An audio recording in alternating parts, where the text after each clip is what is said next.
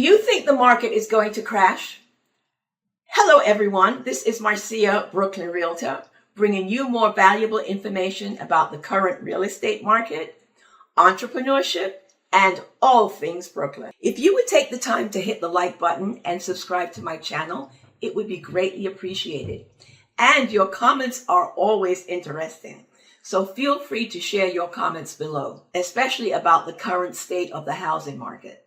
One comment I would like to hear about is who really thinks the market is going to crash soon? Do you think we are headed for a serious downturn in the local real estate market?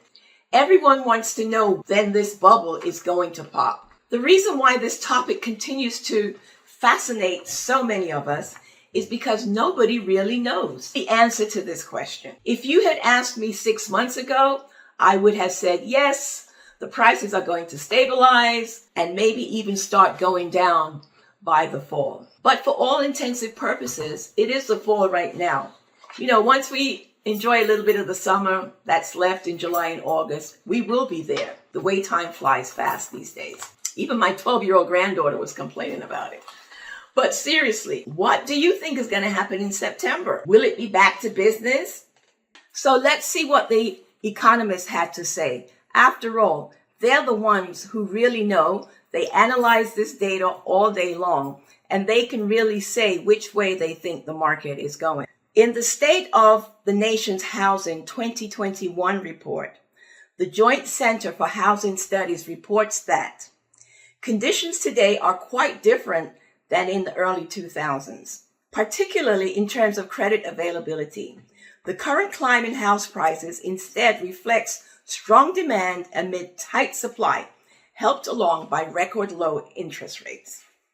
Nathaniel Karp, who is chief U.S. economist at the BBVA Bank, had this to say: mortgage interest rates are attractive and incomes are high due to fiscal stimulus, making debt servicing relatively affordable. Nathaniel Karp, chief U.S. economist at the BBVA Bank, had this to say: mortgage interest rates are attractive and incomes are high due to fiscal stimulus, making mortgages relatively affordable and allowing buyers to qualify for larger amounts of mortgages. Underwriting standards are still strong, so there is little risk of a bubble developing. Bill McBride, economist at Calculated Risks, had this to say: in 2005, I had a strong sense that the hot market would turn, and that when it turned, things would get very ugly. Today, I don't have that sense at all, because all of the fundamentals are there. Prices will keep rising for a while because inventory is so low. Demand will be high for a while because millennials need houses. They're not alone. Goldman Sachs, JP Morgan, Morgan Stanley, and Merrill Lynch all share the same opinion. What is so amazing to me is that many economists also believe that overall, housing is actually undervalued in most markets, and that the gap between housing buying power and sell prices indicates there's room for further house price growth. Wow. I guess they must be talking about other areas like Texas, Florida, out in the Midwest. Not here in New York City.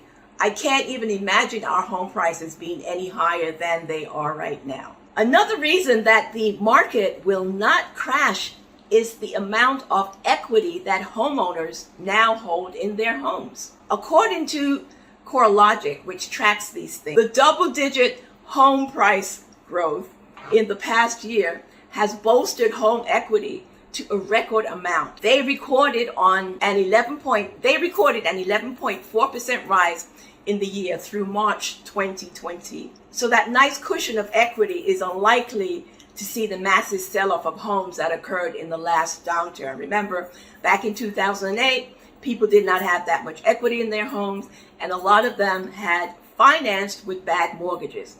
So when they were caught upside down, they had nowhere to go but in default, causing a major housing crash. This time around, it's completely different.